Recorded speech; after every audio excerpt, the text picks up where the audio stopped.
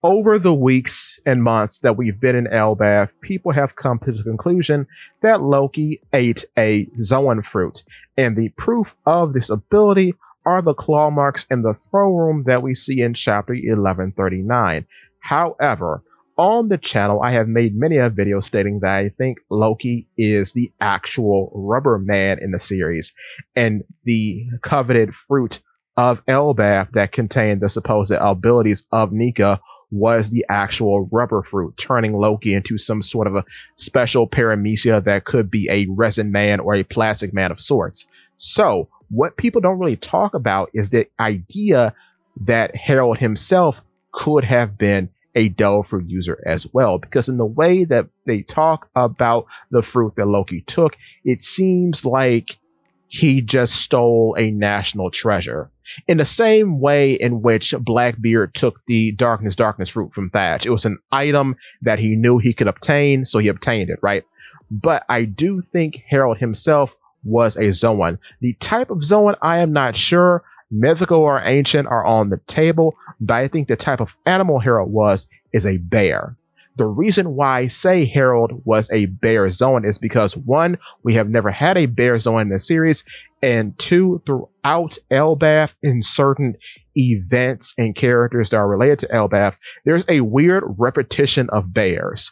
So the first one I want to talk about is the bear that we see near the start of Elbaf proper in chapter 1132, in which we see Skapra Gaban walking through what I presume to be the heaven realm of Elbaf, and in the background we see just a giant bear who's just there. Then we know one of Loki's friends is a giant bear in the underworld that kind of looks like the Terraguma from Strong World movie 10, right?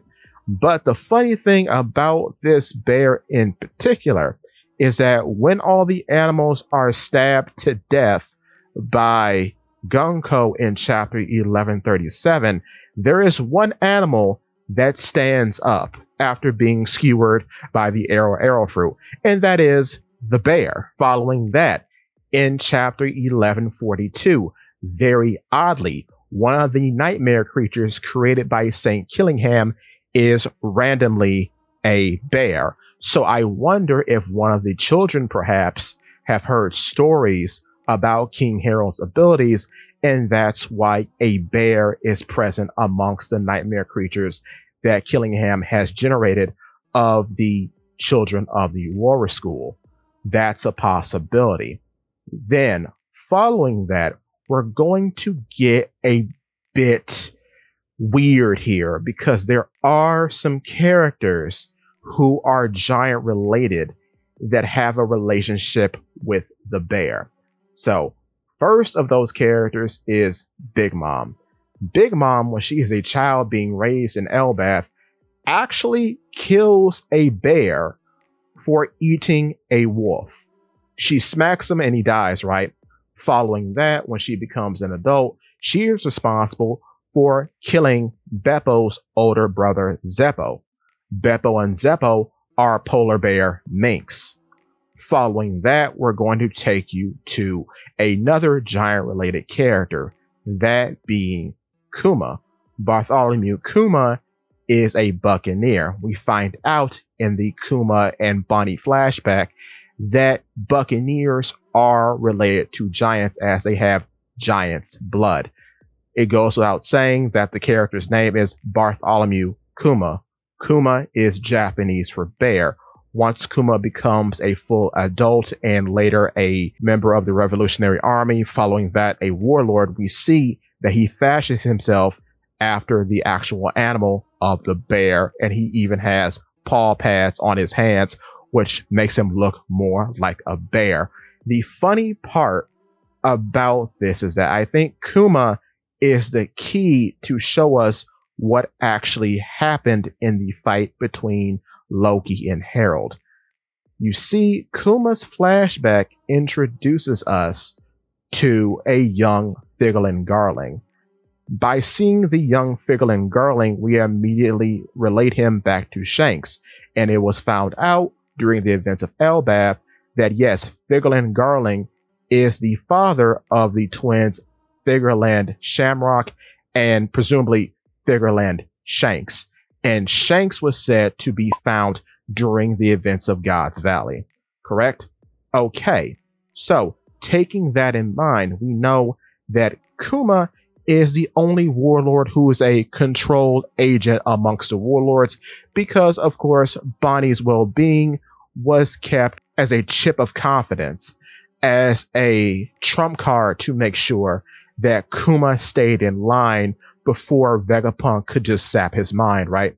With that being said, I think in the fight between Harold and Loki, it's very similar to the fight between Charlotte Katakuri and Monkey D. Luffy, because just like here, there you have a fight between a special paramecia and a mythical Zoan, both fighting for ideals that aren't selfish to themselves, but are more so pertaining to the families they represent.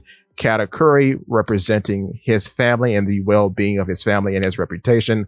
Luffy representing his crew and his found family that he has cultivated by recruiting the members in his crew, right? The important thing about that fight is that the fight at one point was interrupted by Katakuri's little sister, Flampe, who shot a numbing needle at Luffy, which allowed Katakuri to get a very significant blow on Luffy using his trident Mulgara.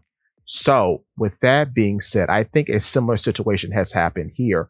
Perhaps seeing as how Shanks was responsible for capturing Loki after he went out to sea, maybe, just maybe, in the fight between Harold and Loki, it wasn't a fight about who can beat who. It was more so a fight similar to also Broggy and Dory, in which it's a gentleman's bout, a conversation of ideals being met, and the victor would run Elbaf and how they see fit. Harold seeing it proper to run Elbaf in a way in which he doesn't step on the toes of the world government, which is probably why he's given such reference by the Holy Knights once they land in Elbaf. And Loki, seeing the diabolical ways of the world government, wants to keep Elbaf a war land, a pillar of strength. But in this bout that was not meant to kill either party, a interloper intervened and perhaps got in the way of Loki during an attack that was not supposed to be fatal, but due to his meddling, the attack became fatal, and Loki ended up killing his father accidentally. I think said interloper is Shanks, because much like Kuma, it would make sense for the world government, especially a person who is related to a very prestigious family in the Celestial Dragons / Holy Knights. It would make a lot of sense for Shanks, much like Kuma, to be a controlled agent, someone whom they can give suggestion to and will act on their behalf, while supposedly being under the guise of being a very prominent and dangerous pirate. So that's what I think. I think Shanks somehow, some way interrupted the fight between Loki and Harold, and through his meddling, he made Loki slip or strike Harold unintentionally, and that is what did Harold in. With that being said, that was a lot, but give me your thoughts and tell your friends about Polypede Works.